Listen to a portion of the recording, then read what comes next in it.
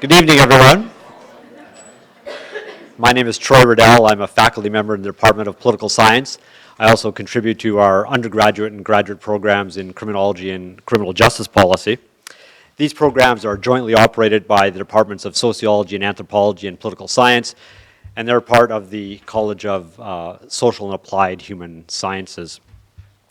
The last time that I saw our guest speaker tonight, Dr. Anthony Dube, he was on a porch in the University of Toronto, sort of peering down a laneway looking rather nervous because he himself was part of an organizing team for a guest speaker who was running late coming in from Pearson Airport. So don't tell him this, but the appreciation dinner we just had for him was really designed to make sure he was here on time. But seriously, we're very honored to have one of Canada's preeminent criminologists here with us tonight. And in a few minutes, I'll explain why he is held in such high esteem. But before that, let me just give you a little bit of background about the Truscott lecture. So the lecture is part of a broader Truscott initiative, which was launched at the University of Guelph in 2009 to commemorate the struggles of Guelph resident Mr. Stephen Truscott and his family. And we're very happy to have Mr. Stephen Truscott with us tonight.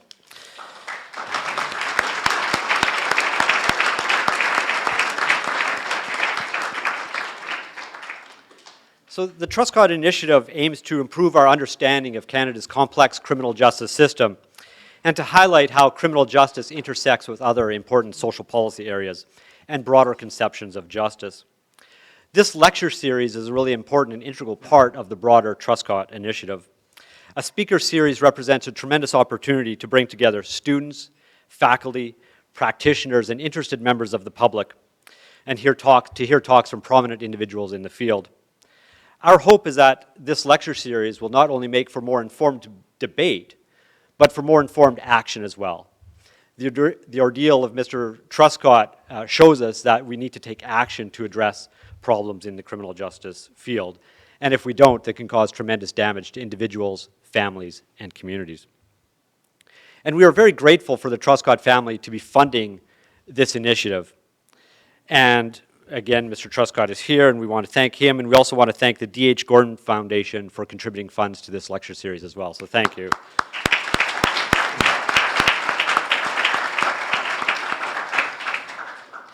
A couple of more quick thank yous. Debbie Bowie, if you just want to raise your hand quickly. She's the Poli-Sci Department Administrator, and she's been instrumental in handling the logistics of tonight's event, so thank you, Debbie. And thank you to students of the Criminal Justice and Public Policy Student Society. If you're here in the audience, can you raise, are you, yeah, right here? Okay, front and center, so thank you for volunteering to help us out as well, so thank you.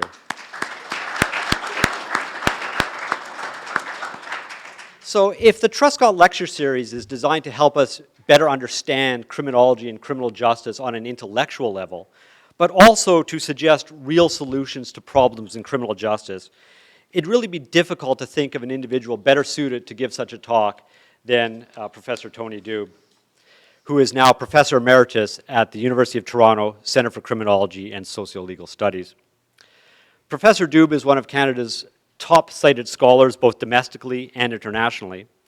And despite his emeritus status, he has recently or has forthcoming publications in such leading journals as Punishment and Society, Policy Options, Criminal Law Quarterly, and Criminology and Public Policy. Actually, you're making us look bad. You're retired and still publishing this much. But Tony has not been one just to simply publish in academic journals. He has been a willing and active participant in providing policy advice to government, whether that be through more informal channels or more formally on various government commissions and panels. So for example, he served on the Canadian Sentencing Commission in the mid-1980s, and then recently was a member of the Ontario Bail Experts Panel Committee, which offered a number of recommendations about bail to the provincial government. He has also contributed to the public debate about criminal justice through testimony at legislative hearings and through publishing opinion pieces in newspapers. In 2014, he was appointed to the Order of Canada for his role in studying and shaping criminal justice policy. So on that note, the Order of Canada, you can't really get better than that, so it's time for me to step aside and to welcome Professor Tony Dube to give the Truscott Lecture tonight.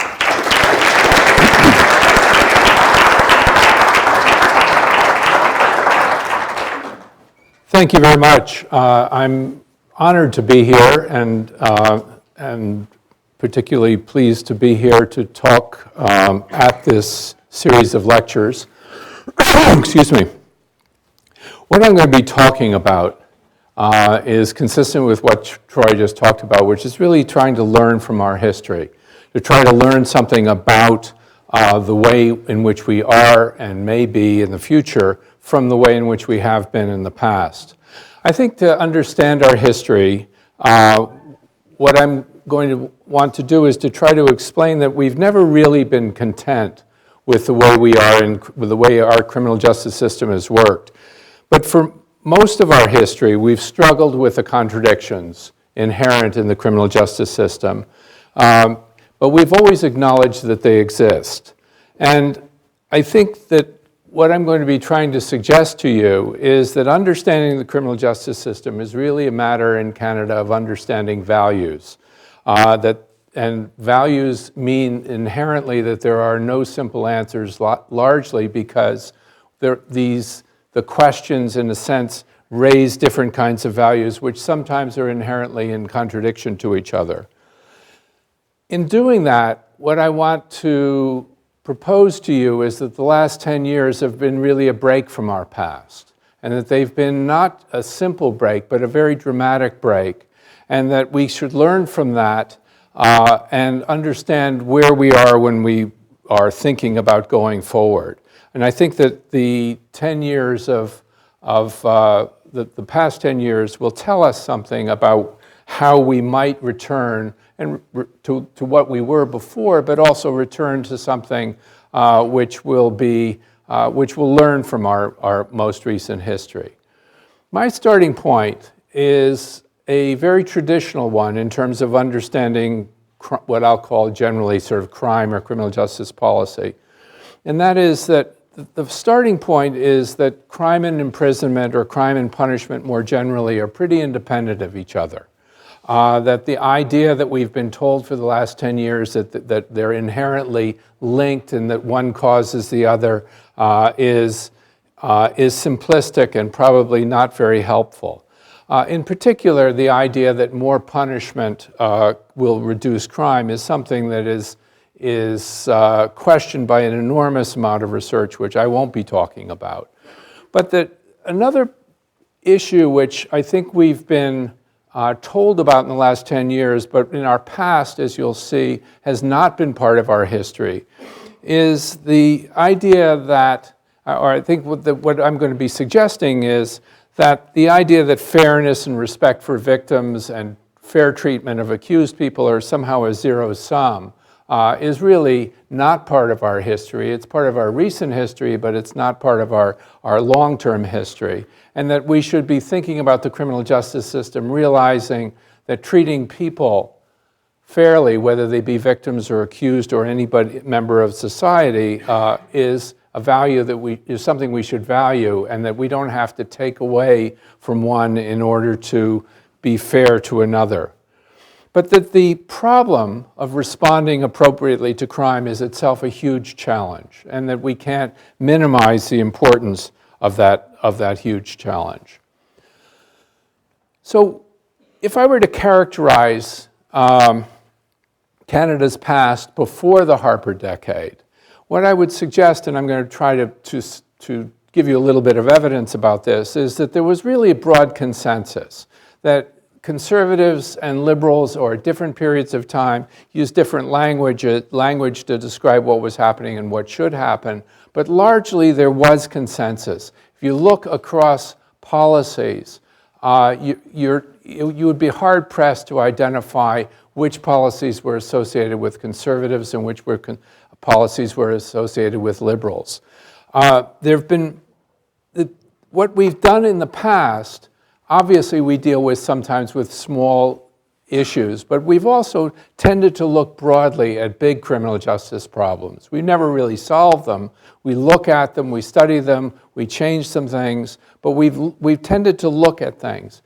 The third thing, I think, when you look at the past is there's been really a heavy involvement of Parliament in a very old traditional sense, that Parliament changes laws, Parliament debates laws, the laws that are proposed by governments get changed by a parliamentary process.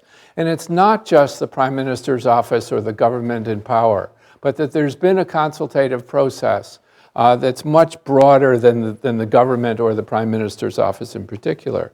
And we've relied on various things. One is on commissions of inquiry, as Troy mentioned in the beginning, in the introduction. We've also developed various kinds of policy documents which have helped Canada move forward or at least not move backwards. Let me illustrate this, and I'm going to illustrate them with a number of things. A long form of this illustration would be to put up a whole bunch of them and make you guess when they were made and by which party they were made, or whether it was an independent commission. And I'm going to propose to you that you couldn't guess those things. Sometimes you can pick it up from language. But this is from 1938, a really important Royal Commission to investigate the penal system in Canada. And I'm not going to read the whole thing, but the idea that, as it starts off, the undeniable responsibility of the state is to those in custody is to see that they're not returned worse, and then to conclude that very few, if any, prisoners who enter our penitentiary, there are very few prisoners who enter our penitentiary who don't leave them worse members of society. There was an understanding in 1938 and all the way through our history that penitentiaries, prisons weren't a good thing. They were necessary for some relatively small number of people, but that they weren't something that you wanted to rely on for very much in terms of being good. If you were studying criminal justice system in the 1970s, you would almost certainly have read excerpts from what was sort of called the We Met Committee's report, the Canadian Committee on Corrections, from 1969. Again, this same thing. Sentences of imprisonment should be imposed only when protection of society clearly requires it. Committee maintains that imprisonment or confinement should be used only as the ultimate resort when everything else has failed. That's a statement which you can find decade after decade in Canadian criminal justice history. In the early 1970s, in 1970 actually, the Liberal government introduced the bill which eventually created pardons in Canada. And what was interesting to me when I went back and read some of the debates that happened is I couldn't tell who was who. I mean, who was a liberal and who was a conservative.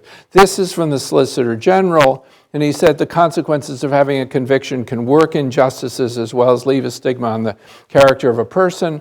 That, it would seem, should be removed to the extent possible. The debate in the House of Commons on the pardon was how to do it. How do you do it so that a person can receive a pardon and still be asked about criminal record and be able to answer, no, I don't have a criminal record. And the conservatives got onto the liberals for, in effect, not doing enough. This was one of a conservative critic of the liberals, and he said, the main purpose of this bill is not to coddle criminals, it's simply to endeavor to help Canadians who in the past, through no fault of their own, perhaps no fault of their own, have acquired a criminal record, and the people should be restored to their original civil status. So it went back and forth between the liberals and conservatives, not about the basic thing and not to try to score points on the others, but rather to say, how are we going to do this? How are we going to take away a criminal record so the person can live a full life in Canadian society and get past something that they may have done in the past? Eldon Williams from Alberta was an interesting person. Among other things, he was a conservative justice critic in the early 1970s. He also, in a remarkable way, in terms of some of the things that he said and did, was somebody who was quite in favor of capital punishment. But he, in 1972, the government, the Solicitor General, the Liberal Solicitor General, made a statement in Parliament about the importance of rehabilitation in penitentiaries. And Williams got up afterwards and said, I want to congratulate the minister for realizing at last that crime is not just a sordid happening, but rather a result of human behavior brought about by our economic and social conditions, which we have failed to change. Williams, who was in favor of capital punishment, a conservative from Alberta, made this statement. Again, what I find when I read these things is I have to look him up. I had to look up Weldon Williams to find out who he was, because I couldn't tell from what he was saying. I couldn't tell whether he was supporting the Solicitor General or being critical of him. He was mildly critical of him because he was saying to the Solicitor General, it's about time you do something to fix your penitentiaries. The first statement of overall statement of criminal justice policy remarkably came out in 1982. We sort of had criminal code for quite some time, but in 1982, the government decided to make a statement about criminal justice policy. And they made a statement that, among other things, was echoed in some of the quotes that I've just given to you and some other ones. In awarding sentences, preference should be given to the least restrictive alternatives, adequate and appropriate in the circumstances. That everybody saw as completely natural. The Globe and Mail had a columnist wrote about this when the government released its criminal justice policy, a very small L liberal policy. Globe and Mail said it's just a bunch of motherhood statements. Why don't they do something about it? And even then really didn't cover it at all. The statement that's there has essentially been translated into the criminal code and still is there. David Dobney, who was the first speaker in this series, chaired when he was chair of the House of Commons Committee on Justice, a committee that looked into the issue of sentencing and conditional release from prison. And his conservative-dominated committee included Rob Nicholson, who subsequently became one of Harper's justice ministers. David Dobney's committee says, we further believe that except where to do so would place the community at risk, the correction of the offender should take place in the community. Imprisonment should be used with restraint. Nobody questioned statements like that.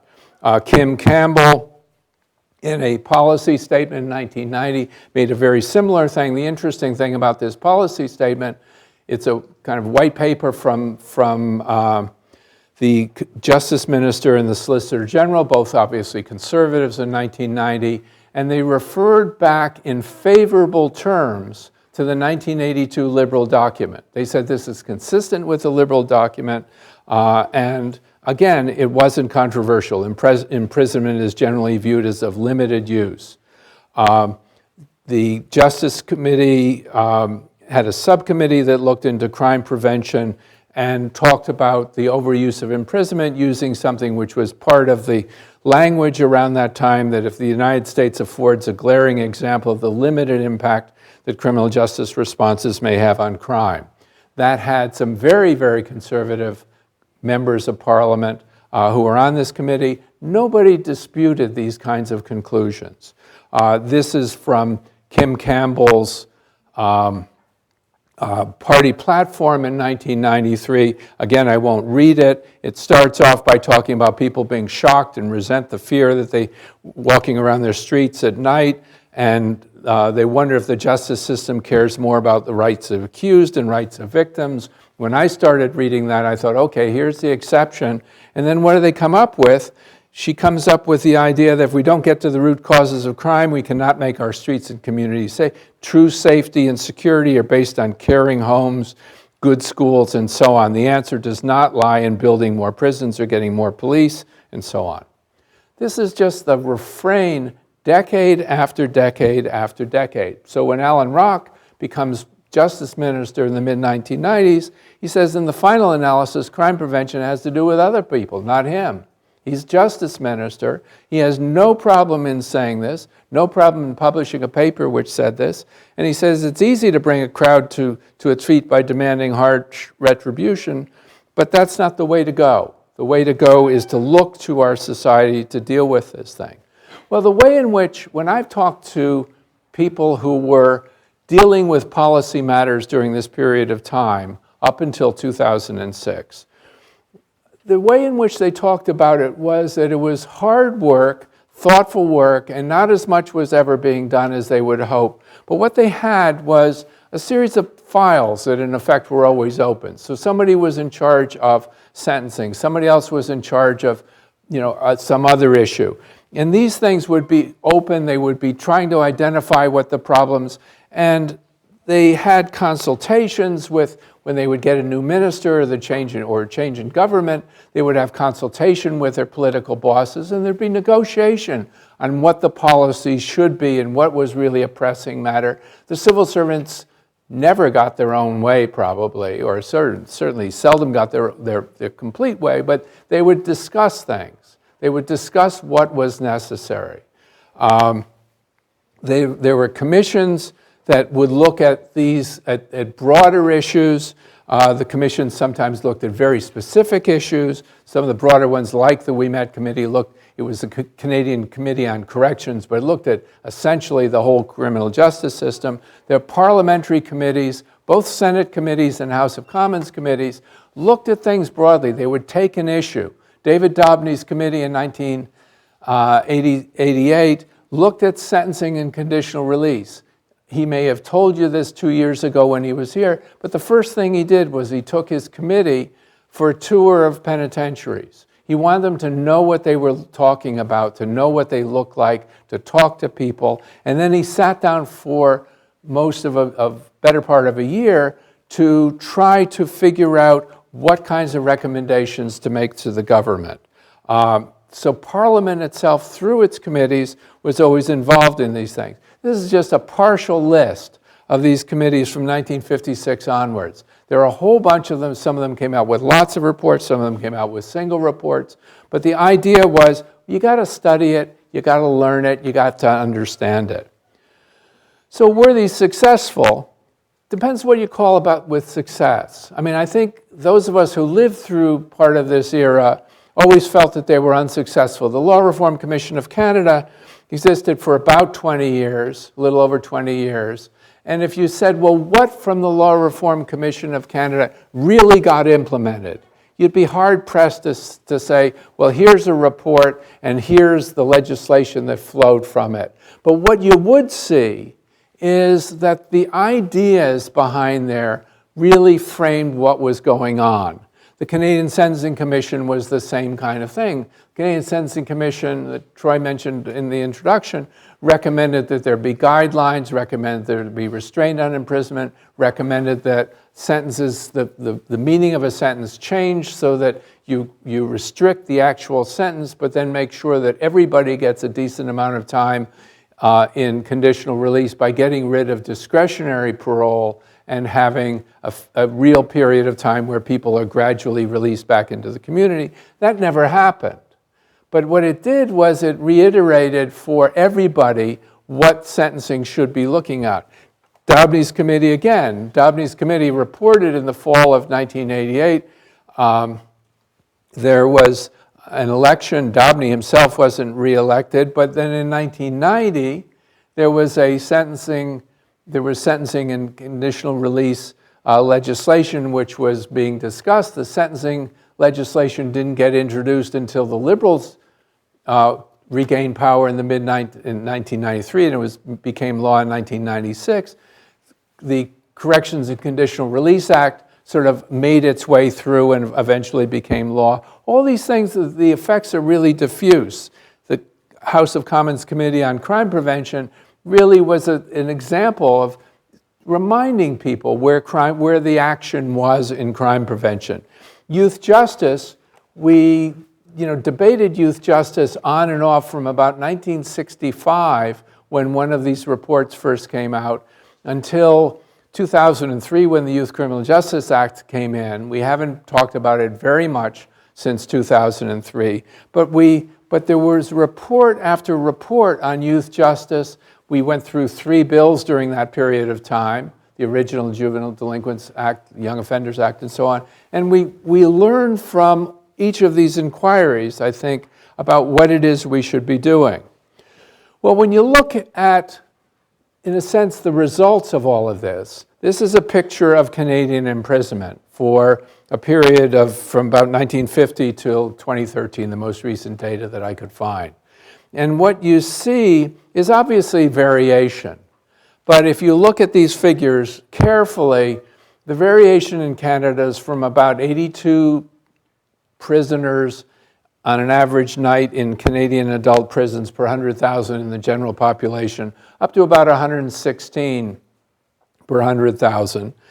But generally fairly stable. The bottom line is federal penitentiaries, the middle line is sentenced and remand prisoners in provincial institutions, the top line is the total.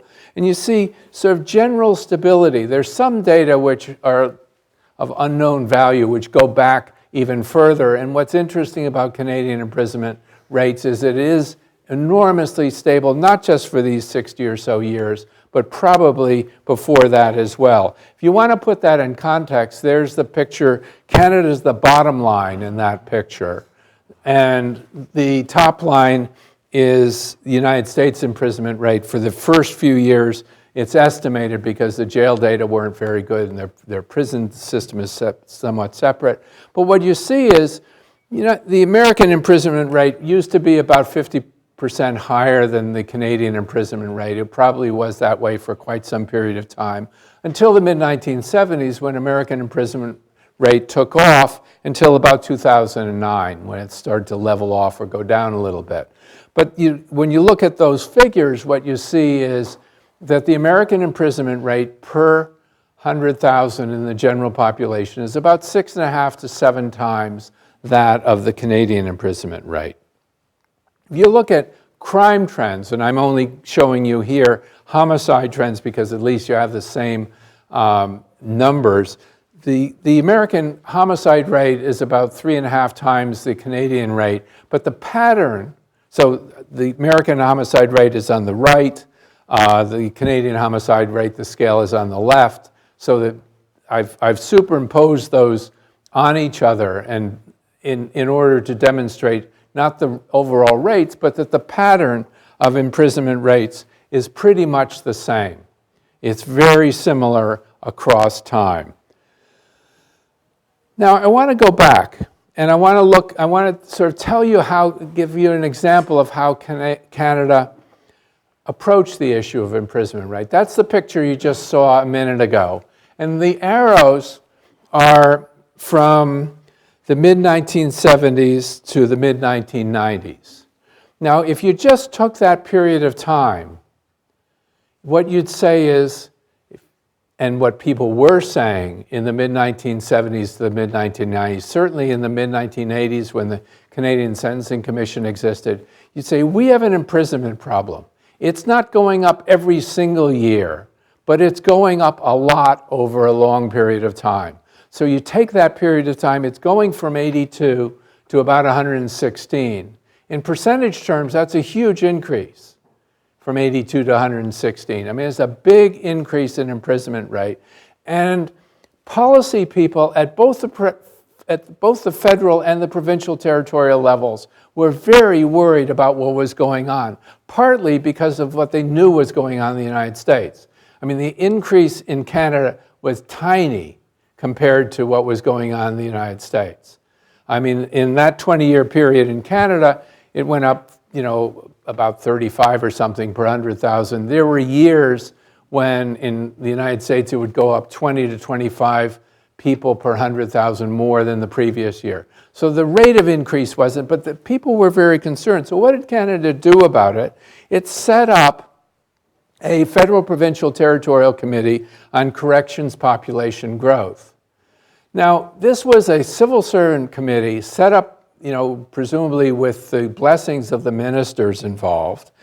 The origin of the concern was sort of money and imprisonment, but its purpose, and it was quite explicit. There was a report that was published. All these reports were public. None of them were hidden. None of them were delayed. The purpose was explicitly to identify options to deal effectively with a growing prison population. The working assumption of this committee of deputies was clearly that the growth was going to outstrip capacity, and building more prisons wasn't going to be the answer. They knew that they were not going to build prisons, so they had to figure out what the levers were on imprisonment. And they came out with a set of recommendations. They actually came out with a series of reports, all public at the time. So they came out with reports starting in 1996 after they'd worked for a while. The first set of recommendations, they have 11 recommendations to deal with imprisonment. They're very mundane, uninteresting, unsexy kinds of recommendations. And lo and behold, the federal government and the territories and provinces all agreed on them. No problem. Now think about that in terms of Ontario alone, which is, these are the early Mike Harris years. Mike Harris wasn't thought to be very liberal on these kinds of things, on it very much. Mike Harris's government accepted these recommendations just as the rest of Canada did. So did Ralph Klein's government in Alberta. Now, Ralph Klein's government was involved itself in a huge reduction in imprisonment. So it wasn't terribly surprising that Ralph Klein's government was accepting of it, but Ontario's was as well. But you had federal provincial agreement without any fanfare. These things were basically below radar, that they're going to do something to try to deal with population growth. So up until 2006, there was consensus about this. It's not that things weren't political. Things were very political in lots of ways, but probably not in criminal justice. There was consensus on it. It wasn't wildly political.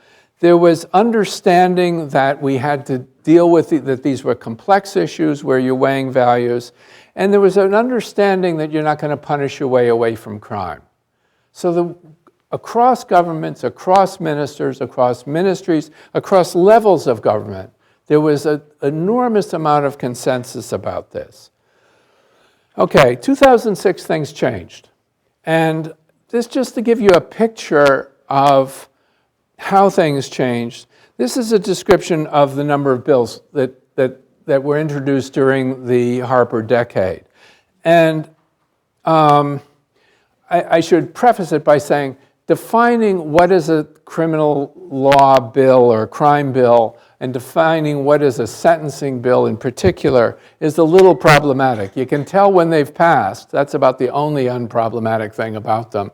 And what I've done here is only talk about government bills, because the Harper government, especially toward the end, used private members' bills sometimes as a way of bringing in government policy. And there were a lot of advantages from a government perspective of having it be a private member's bill. Those are hard to identify in terms of what the actual role of things was. So let's just look at government bills, where the government itself was the sponsor, and they went through the normal legislative process. So there were 94 bills during this 10-year period that were introduced, and 42 of them became law. Now, when I say 42 of them became law, one of those was the one that everybody knows about, which is the so-called Omnibus Crime Bill, C-10, in the session of Parliament that started in 2011 after the election. That was one out of those 42. I'm not counting that as 10 bills because it was rolled up in. So there are 42 bills. So those of us who were trying to follow what the government was doing had an enormous amount, kind of a challenge just in reading and trying to figure out what they were. Now, think about that, of 42 bills that became law, and think back about the picture that I gave you of imprisonment, and try to remember those two. Remember that imprisonment is relatively stable. Now, what happened recently, one of my colleagues and I tried to categorize what we would expect to happen from those bills, especially the ones that were focusing on sentencing matters, from sort of during this period of time. Remember, there are lots of them. And we were trying to figure out how to categorize them. And we finally ended up with a categorization, because people would say, well, do they have a big impact or do they have a small impact? And that wasn't very satisfactory, at least to us. So what we ended up doing was saying, well, we have to go a little bit beyond big and small impact What we want to talk about is a big or small impact on small numbers of people or large numbers of people.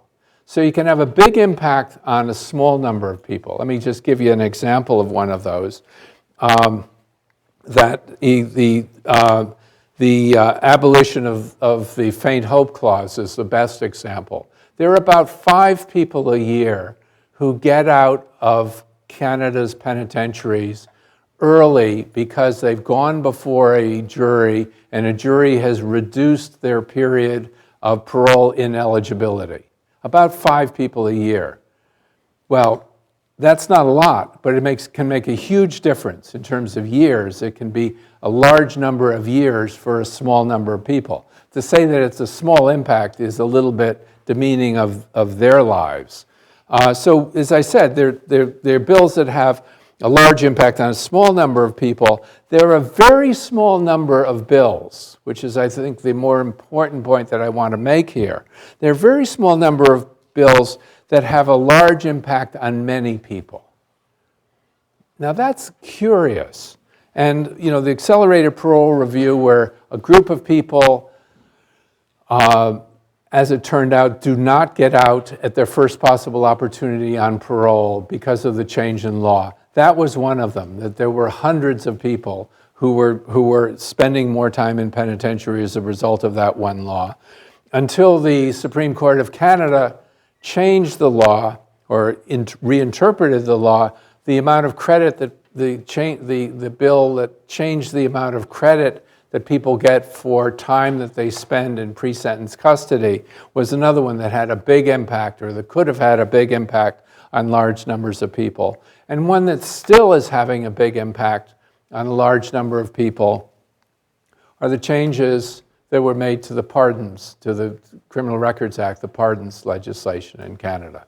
A large number of people now cannot get pardons, and a large number, everybody has to wait longer.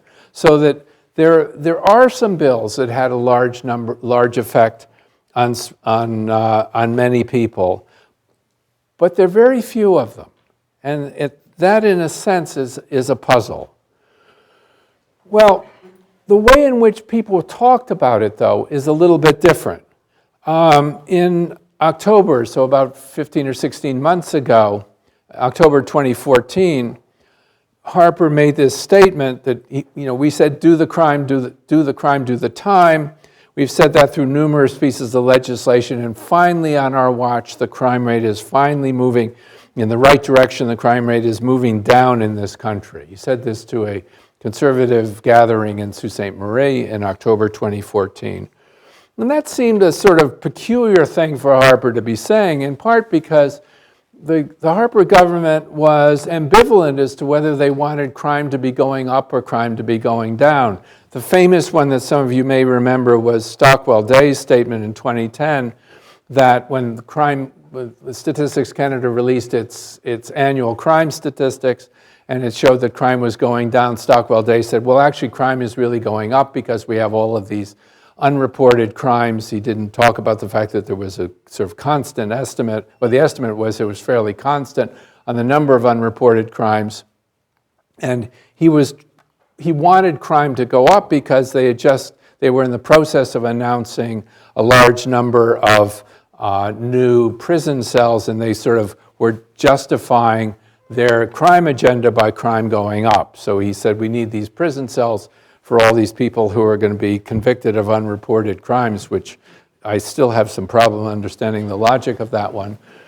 A year later, 4 years later, Stephen Harper, in the quote that I just gave you, said crime's going down. That was presumably because they needed a success. Imprisonment was going up in 2010, which gave the government 11 different separate opportunities to announce through almost identical announcements the fact that they were increasing the number of penitentiary cells across the country. That was 2010. In 2013, when they were trying to balance the budget, they canceled some of that building program, and then imprisonment was going down, they said, so we can cancel it. All of this kind of independent of any data. But remember Harper's statement that crime is going down, and it shows that our our policies are working. There's a picture, crime is going down, crime is going down shows our imprisonment policy is working. These are actual data on total crimes or violent crimes, and you see that indeed crime was going down during exactly the period that Harper was talking about. And I sort of put a reference to the book How to Lie with Statistics, because the book How to Lie with Statistics has a chapter called Post Hoc Rides Again, and it was essentially saying you take some data, you find an explanation that fits it, and everybody seems to be happy. And it's kind of an example, one of his examples of how to lie with statistics. So Harper's saying crime is going down. It was all of the data would suggest he was right. But if you put that in context, you see that when you look at crime, I didn't use violent crime in this particular graph because Statistics Canada changed its definition, which made it a little bit more complicated. But you see that that's basically part of a long-term trend. It was easy for Harper to say crime is going down. If anybody questioned him, he could present the data that I showed you before. If you look at it in a slightly larger context, you see that in Canada, crime was going down since the early 1990s. And to take credit for that in 2006 seems a little bit bizarre, but nobody called him on that issue. I mean, there was no discussion about this. I happened to find that particular quote because it was brought to my attention by a newspaper reporter, but it's not something that anybody was terribly concerned about. Well, what are these other bills?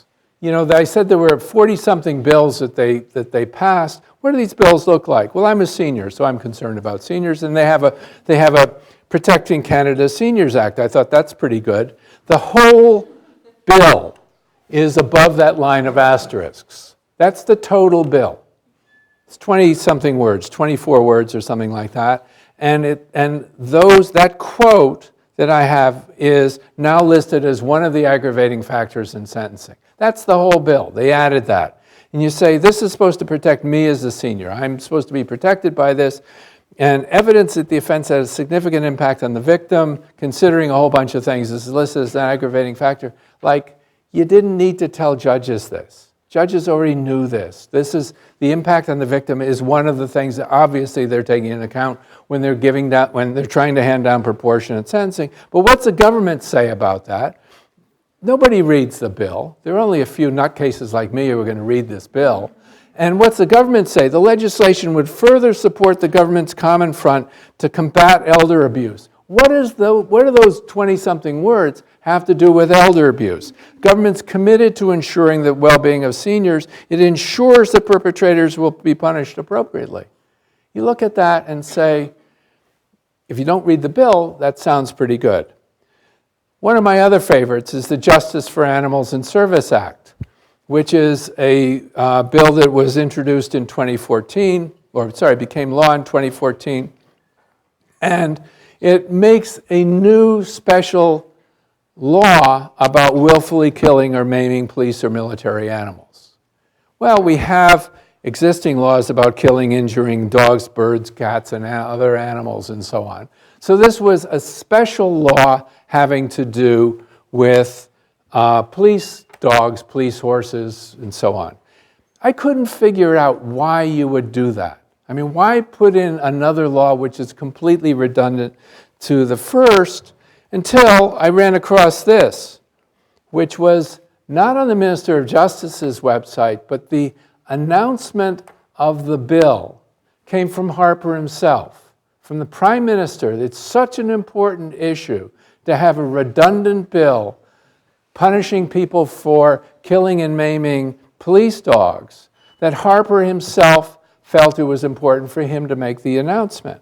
And you see what's going on here with Ron Ambrose, the now acting leader of the Conservatives, Harper and his wife, and an Edmonton police officer, the original killing of the dog, which was used as a need for this law, happened in Edmonton. And it's in a sense a photo op. It was a law created for a photo op. The irony of it all is that on the first anniversary of the killing of the dog after which the law is named, there was a story about the person who'd done this, and he'd gotten 22 months in prison for killing the dog.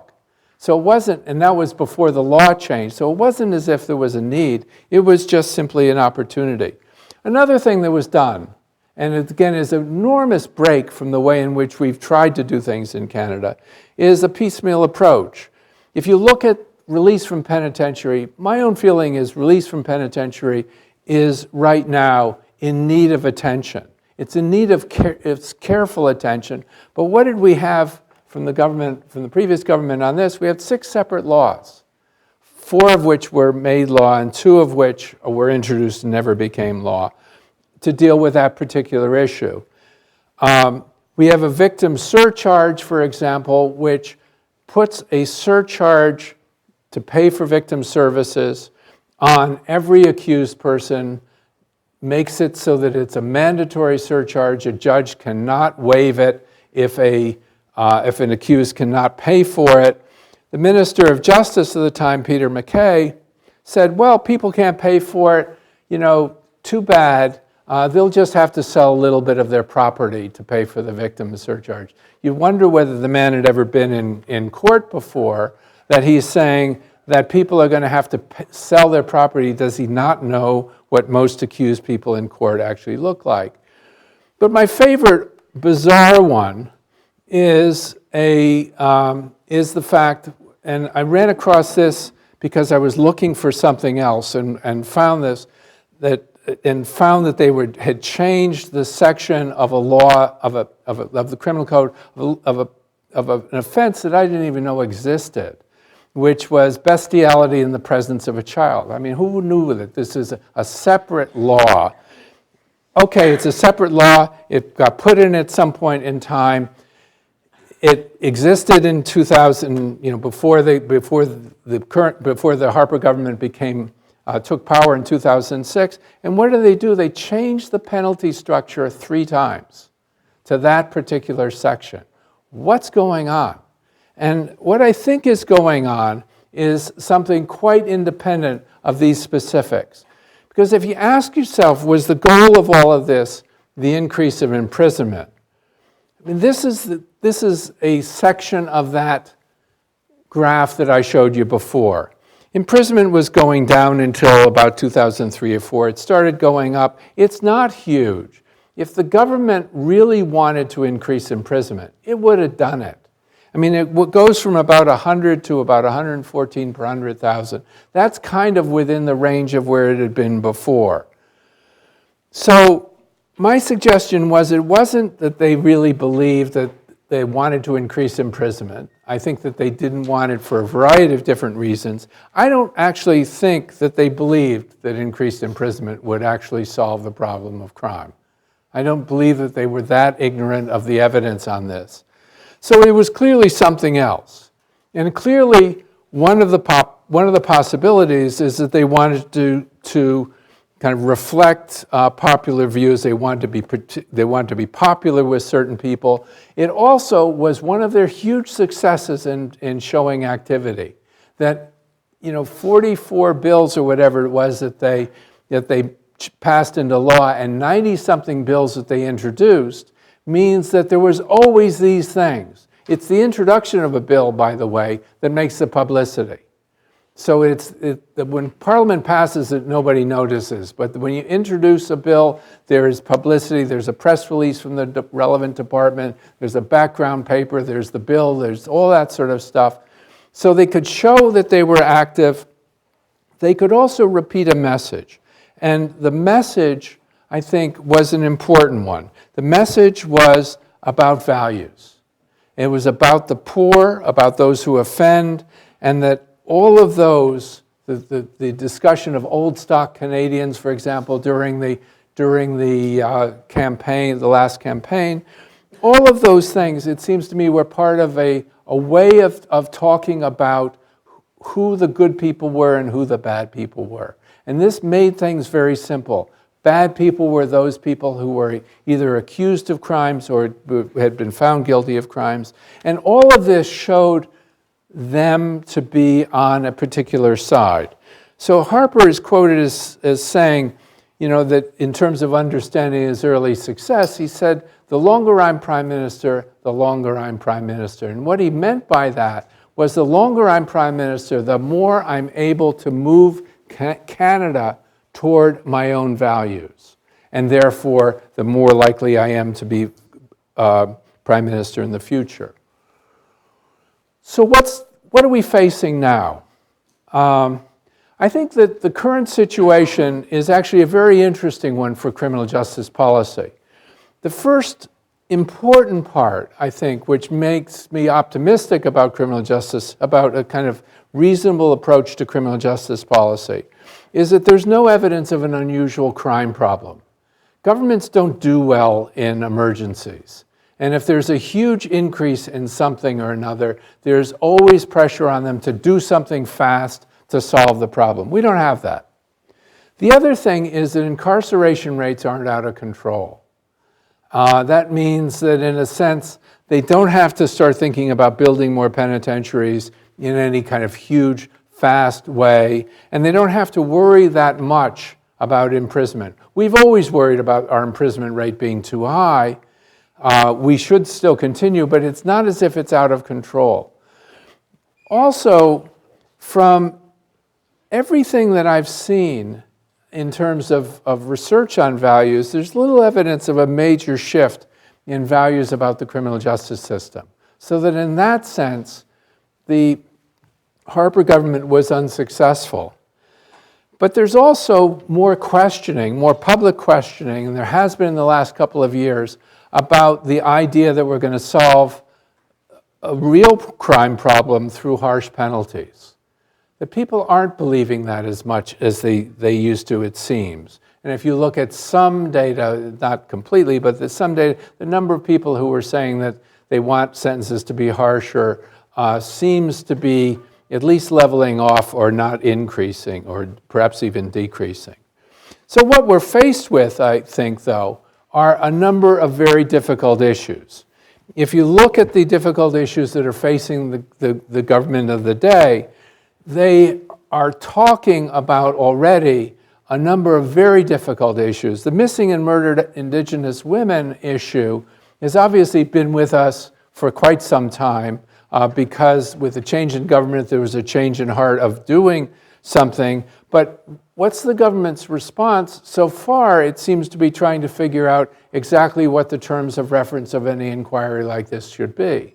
And that's actually a very good thing because it is very difficult to figure out how to approach a difficult social and criminal justice problem like this. The marijuana issue is one that they chose, and I think the way in which they're approaching that, we don't know what the outcome will be, but the way in which they're approaching that is a traditional way. You set up, in this case, a parliamentary secretary to look into this issue, to consult, to bring in people, to have hearings, whatever it is that they're going to be doing.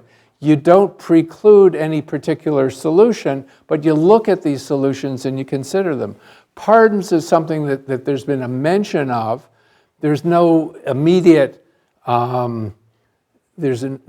crisis having to do with pardons, except that there are tens of thousands of people who aren't getting pardons who should be eligible for them. But there's been a mention that maybe they should be looking at these things.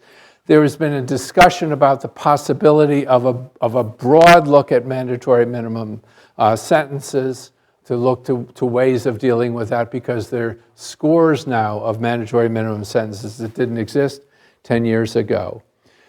So those are big problems that they've either announced that they're looking at or are thinking about. But there are signs, informal signs from the government that, for example, there are two issues that I've been interested in for some period of time: bail and the efficiency or the inefficiency of the courts, the court delay issues, that it's clear that they're working on. These are not high-profile cases. Nobody is terribly concerned about the bail remand problem in Canada. Nobody's terribly concerned about how long it takes cases now to go through the court system. But it's clear that the Department of Justice is interested in these problems, as are the provinces. And there's certainly informal hints that I've heard that there is going to be work, but the work that they're doing on those issues is to try to understand what the problems are. In the recent past, the government always knew what the problems were. And the final ones, there's a set of things that I think a large number of people think could really do with a good, careful examination. The conditional release from prisons is one that nobody's been very happy with. Parole, as we know it, it almost doesn't exist for fixed-term prisoners. Sentencing is something, again, which is ripe for an examination in a broad way. Our prisons and penitentiaries, the Ombudsman for Federal Penitentiaries has been talking about broad reforms for many, many years, and the need for these kinds of reforms. Wrongful convictions is another, looking and saying, what is it that we can learn at different levels of the criminal justice system about the very real problem and continuing problem of wrongful convictions. So that I'm guardedly optimistic that a long-term approach, we actually will return to our roots about the way in which we've done things. We'll look at a mixture of different approaches. We can, and we have in the past, looked carefully at issues, understanding that there aren't quick fixes. And what we may have, for the first time in quite some time, is a government that's willing to lead and educate rather than following. And if that's the case, it will be quite a different world. So thank you very much.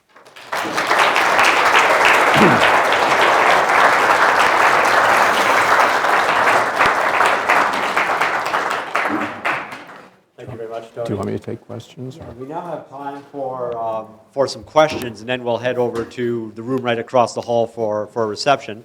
I see the first hand, so. I work in the field of restorative justice, most closely with women at Grand Valley Institute. And I wonder where you see the optimal potential of restorative justice finding its place in this new framework. The question about restorative justice is an interesting one, and I can't remember in whose mandate letter restorative justice was mentioned. It was either in the Justice Minister or the Public Safety Ministers, because it has to be one of those, because those are the only issue I've read. And I think that if you look at the literature, the research literature on restorative justice, the kind of work that my suspicion is that you're already doing, which is in the institution with people who have been convicted and so on, is one of the areas where there's pretty strong evidence of positive impacts on a number of different dimensions. I think my own concern about restorative justice is it's sometimes seen, I'm not suggesting you are, but that it's sometimes seen as somehow the savior of all sorts of problems. It's going to solve all sorts of problems of the world. And I think overselling any solution which is going to make things a little bit better is a good way of killing it. But I think that I think there's substantial support for restorative approaches.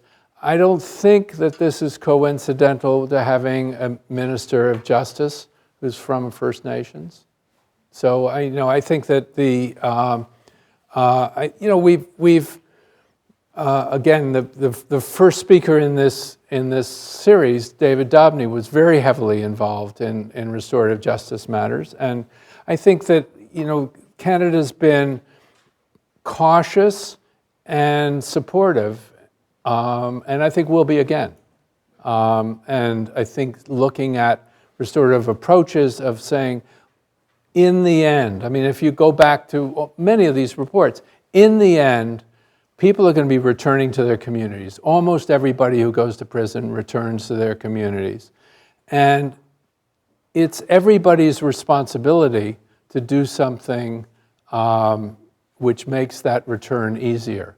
I mean, I find it, historically, it's interesting. The first institutionalized, federal money which went into restorative justice came from Correctional Service of Canada. And I found that really interesting, and interesting in large part because you'd say, well, how does that really fit into your mandate? And the answer that I always gave is, our mandate is to put people back into society in a way that everybody is content and happy, and that reduces the likelihood of reoffending. And that means not only changing the way in which people who have offended behave, but it's also dealing with the community and that person. So, that wasn't a very controversial thing to say in the 1990s. So one hopes it's not controversial again. I'm Louise Leonardi, Executive Director of an organization called Canadian Families and Corrections Network. Our mandate is to look after families of offenders and children left behind that are usually innocent. I was really happy when you talked about the victim surcharge and you kind of put it on your "what were these all about" kind of list. This is a very challenging problem because most of the families that call us, they're the ones paying the victim surcharge. Yes. Not the offender, because the offender by this time is usually in jail and has no money. So it's not about selling a little bit of property, Yes. because it's the family on the other Yeah. side. But the thing that absolutely makes me bang my head against this desk is that what happens in a situation where it's a domestic violence case, the woman is the victim, the husband goes inside, can't pay the bill, the woman has to pay her own victim surcharge. Yeah. Look, it's a truly bizarre. Look, I think, the thing that, I'll back up a bit, which is, I've never liked the idea of a victim surcharge. It's a penalty. No matter what you call it, it's a penalty. It seems to me that in a reasonable society, victims' services should be well funded and should be paid for it's the responsibility of the state. It's the responsibility of all of us to do this. And it's not how much you can collect from people who are found guilty. So the idea of tying victim services to the ability of people who have been found guilty to pay seems wrong to begin with to me. But I guess what you're saying, and I hadn't thought of it this way, is that that we know that there are huge, there's a lot of research now where there are huge collateral impacts of the imprisonment of people on their families. We know, there's just very, very good research on the impact on spouses, obviously typically wives, and children. And so what do? We make it worse. I think that there's some things that have to be, where there are kind of quick fixes. And one of the things that could be done on this one would be at least to deal with the fact that it's mandatory. Right now, I'm sure you're aware that right now some of the judges are getting around it in various ways. Some judges have been completely straightforward and blunt on this thing of saying it's essentially unconstitutional because it's a cruel and unusual punishment for somebody who cannot pay this and never has any chance of paying it. Other judges, where they wouldn't have normally given a fine, are cheating, finding a way around it. How do they do that? They give a fine of $1, so that now you have a victim surcharge of 30 cents. Really? I think you understand it, but surely there's a better way to deal with that. And that may be one where the best thing is just to go back to making, right away, to do a quick fix on it and say, we're going to make that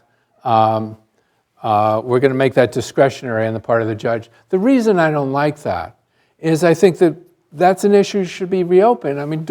It will be politically difficult to get rid of victim surcharges. it might not be so politically difficult if the government of Canada at the same time said, we're going to cost share victim services. Because then you'd say, we want to have these on a reasonable footing, rather than have part of the budget from these other services. I mean, political decisions are very difficult. Fortunately, I don't have to make them. But I think that that's one that you could do one way or another. If you did the quick fix of making it discretionary, they may stop doing it. They may stop looking at it, and that may be, okay, we've done victim surcharge, and that file's closed. That would be unfortunate, I think.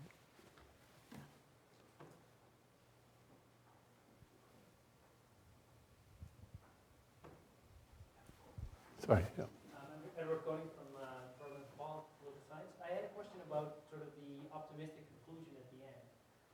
And I was thinking in particular, if I understood you correctly, sort of the good old days of the pre-Harper era were characterized, or at least a fundamental component of that characterization that I understood was the sort of cross-party consensus.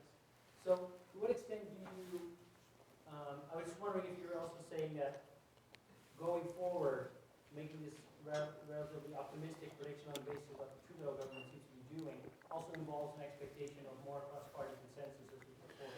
It's a very good point. No, I don't expect cross-party consensus. I mean, I think you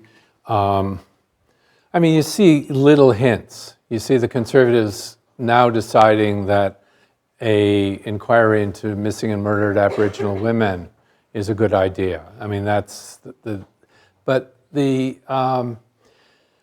I think there was cross-party consensus on sort of approach, and there was cross-party consensus, by the way, on some things which were unnecessary too. I mean, I don't want to give this kind of view that everything was wonderful. I mean, as somebody who lived through most of that period, we were always critical of the government, every single bill that they came in with, because it didn't do various things that we were interested in. I think the broad ideas were there. But, I don't know. I mean, this is more your area than mine. I don't know what the damage has been done to Parliament. I mean, you go back to the early 1970s, and as I said, the debates had a different tone to them.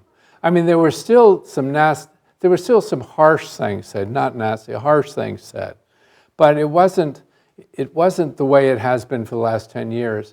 I don't know. I mean, I think that the current government seems to be saying we're going to go slowly, and we're going to try to lay out why we're doing things the way we are in these kinds of areas.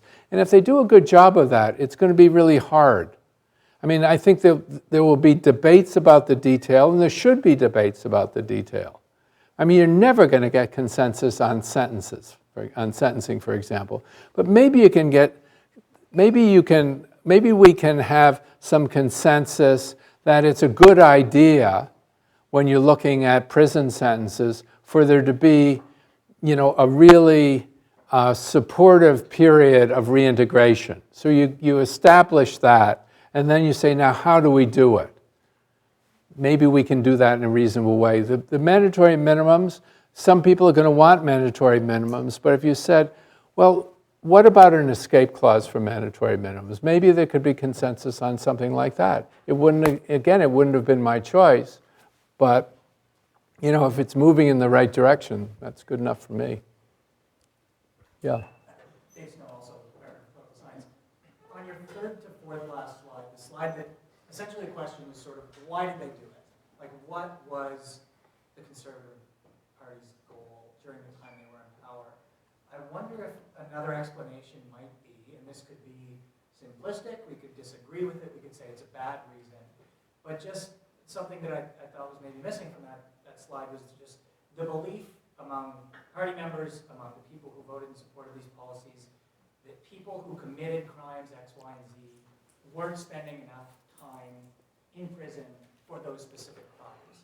So the rate of imprisonment is incidental to that. Yeah, no, it's good. If you Yeah. do this murder, you need to go for longer, and that those weren't proportional according to their values. Look, on the surveys, you don't have to be a member of the Conservative Party to say that sentences are too lenient, because somewhere between depending on where you look, somewhere between, say, 55 and 75 or 80% of people always say that sentences are too lenient. So that it's the easiest thing in the world to say, well, we're gonna toughen up on these things. I think that it's a good way of appealing, because Harper can say, we've reduced crime and we've been tough on crime, we've done all these things. I mean, they say that they're going to make me safe by being tough on people who who victimize seniors, even though the bill doesn't even say anything, doesn't talk about seniors. But they've said, we're going to be tougher on those people. So I think you're absolutely right. Let me contrast that, though, with the way in which the Liberal government, one of the first things that I ever got involved in sort of research on the criminal justice system, was in the early 1980s. The Liberal government, they come out with this thing in 1982 that says we shouldn't use imprisonment. They know they're going to have trouble with sentencing. They anticipate that they're going to have trouble with sentencing. And they engaged me and one of my colleagues to do kind of a huge amount of research in see if I can get my years right, 1982, 83, 84, mainly in 83, to understand what the public meant when they said sentences are too lenient. So I don't know whose intuition it was, whether it was based on research. We weren't the first people in the world, Julian Roberts and I weren't the first people in the world to do this kind of research. But they knew that somehow people didn't really want the sentences that they thought they want. So they said to us, do something, do work. They gave us a pot of money. And they said, it was one of these bizarre contracts, do work on public opinion on sentencing and come back to us, in a relatively short period of time. And, I think they didn't know what they were going to get. They didn't even know what we were going to do. And they said, but do this stuff to try to understand why the public says that they want harsher sentences. Because we don't think Canadians really do want that. Now, they had some pretty good intuitions, and they were pretty happy with the research, which, among other things, said if you give people the information about sentencing, about real cases, they're much more content with sentences. We did a bunch of different things, and we showed that when you break it down or have them do specific things, everything, all that sort of stuff collapses. At the same time, they'll say 75% of people think that, 75% of Canadians on the General Social Survey say sentences are too lenient.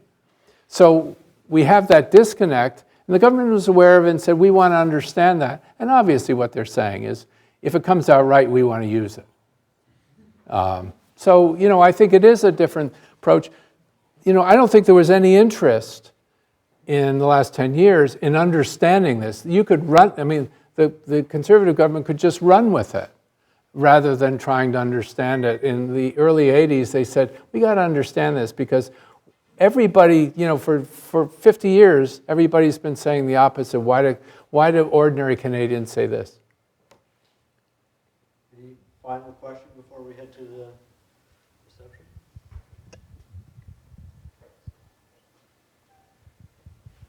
All right, thank you very much, Professor Duke.